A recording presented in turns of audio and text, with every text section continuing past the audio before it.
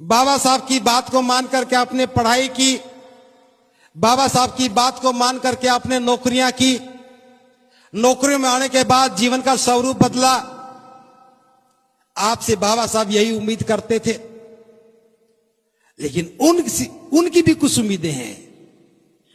जो नहीं पढ़ पाए उनकी भी कुछ उम्मीदें हैं। जिनके घर में नौकरियां नहीं हैं उनके भी जीवन के कोई उद्देश्य हैं। उनके काम कौन आएगा? आप लोग अब ये भी काम करना शुरू करेंगे, अपने मन में कल्याण की भावना पैदा करते हुए दान पारमिता का अभ्यास करें। अपने बच्चे की फीस भरते हैं तो किसी पड़ोस के बच्चे का भी ख्याल करो। अपने बच्चे के लिए कपड़े सिलवाते हैं तो किसी पड़ोस के बच्चे का भी ख्याल करो। आप अपने लिए जूते चप्पल खरीदते हैं तो किसी और का भी ख्याल करो। भले ही थोड़ा करो।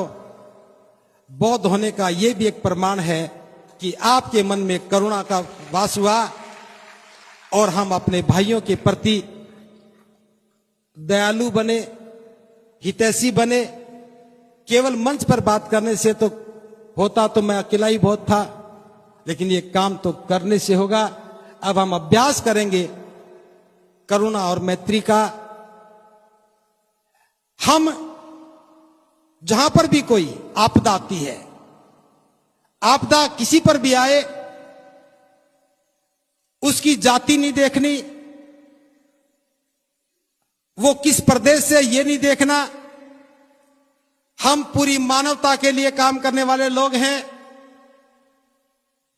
किसी भी प्रकार की आपदा में आपको सहयोगी बनकर के सहायता भिजवानी है।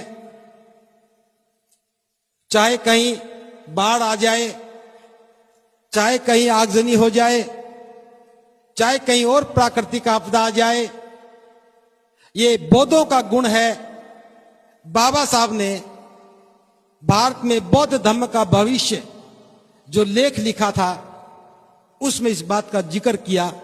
और बाबा साहब ये चाहते थे कि भारत के बौद्ध भी करुणा और मैत्री के साथ लोगों के कल्याण के लिए काम करें। क्या आप तैयार हैं इस काम के लिए? यह आंदोलन अब एक नए परिवेश में प्रवेश कर रहा है। अपने लक्ष्य की साधना में एक महत्वपूर्ण पायदान पर हम पहुंच चुके हैं और सारे देश के बौद्ध